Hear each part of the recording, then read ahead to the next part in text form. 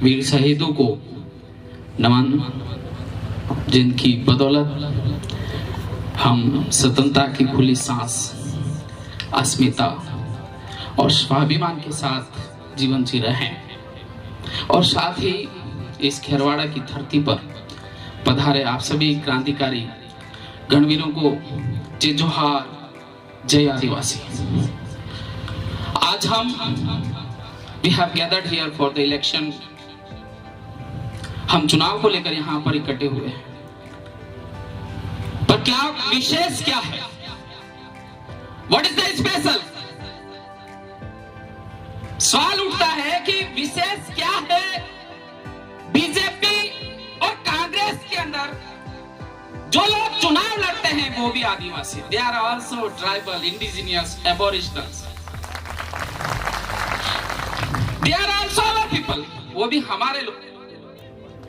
इस भारत आदिवासी पार्टी की जरूरत क्यों पड़ी? Where is the need?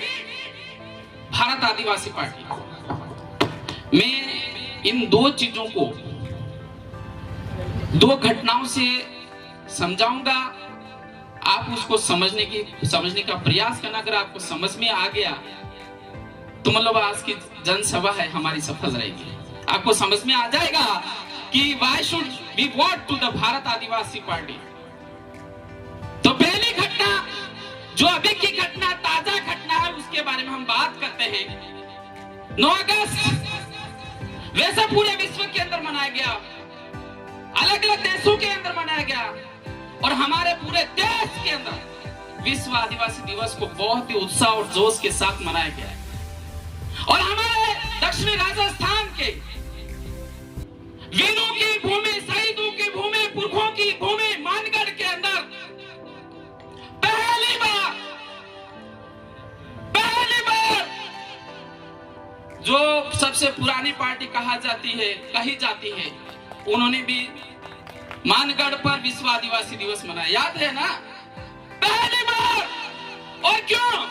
ये युवाओं ने जन जागरण किया, ढाणी ढाणी गए, समझाया what is the special rights, what is the 5th schedule and what you are, तुम्हारी पहचान क्या? ये बात युवा गांव गांव तक गए, सभाएं की, जगह जगह सभाएं की, और उसके बदौलत वो हिल गए और आदिवासियों को वोट बैंक समझकर वो मानगढ़ आए।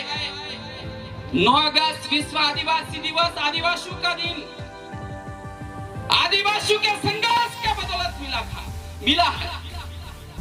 उस दिन क्या हुआ? उस दिन ये राजस्थान का पूर्व मुख्यमंत्री अशोक गहलोत आदिवासियों के मंच पर, आदिवासियों के बीच में, आदिवासियों के दिन ओबीसी आरक्षण की घोषणा करता है। मैं किसी जाति वर्ग के संवैधानिक अधिकारों का विरोधी नहीं हूं। I believe in the constitution. मैं भारत के संविधान में विश्वास करता हूं। घोषणा कर दी। फिर क्या हुआ?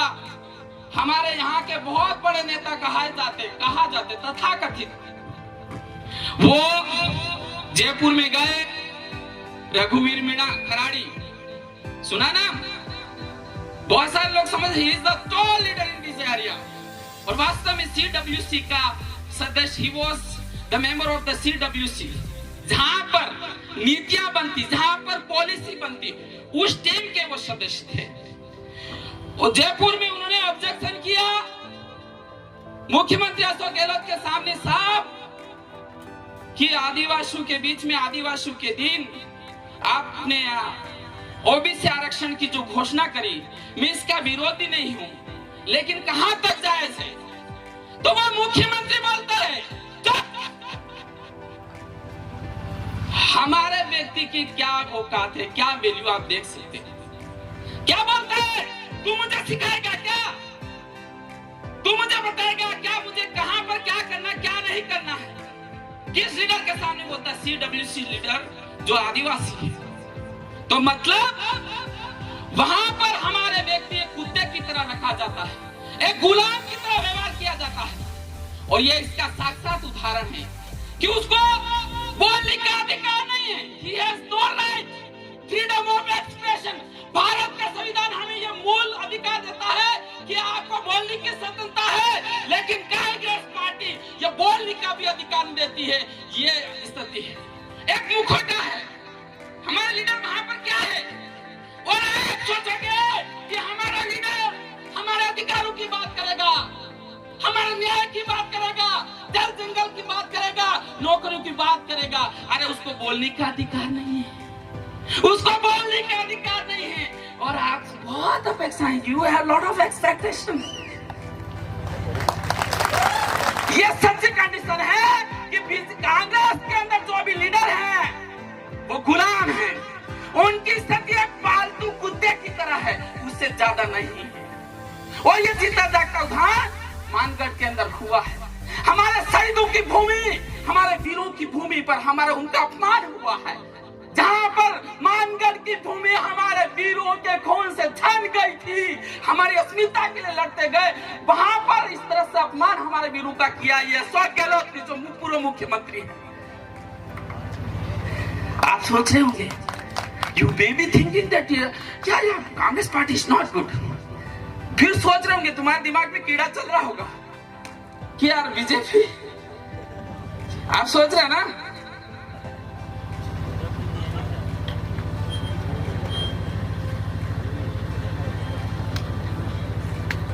तो आप सोच रहे होंगे, तो बीजेपी पार्टी को देश है फ्रीडम, वहां पर स्वतंत्रता है, तो इसको भी समझे।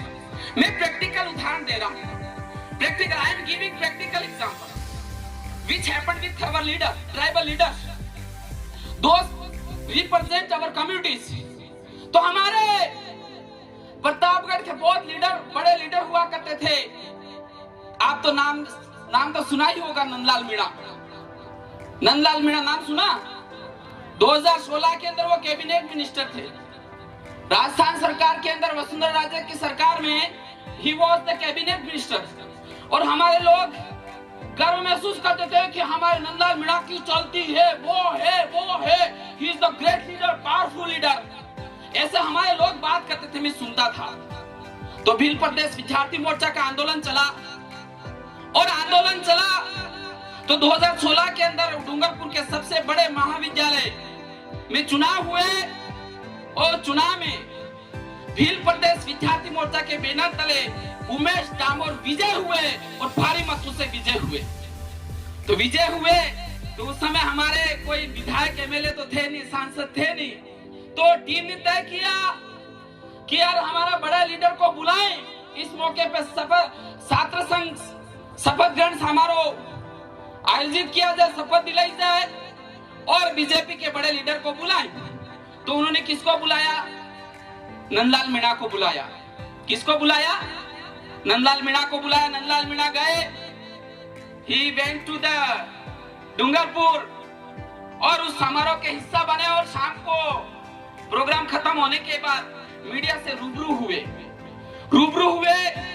तो उन्होंने ये कहा कि हाँ, आदिवासियों के लिए अलग राज्य बनना चाहिए, ये जायज मांग है। क्या बोला? आदिवासियों के लिए पृथक राज्य बनना चाहिए, भील प्रदेश बनना चाहिए, केवल उन्होंने मांग करी।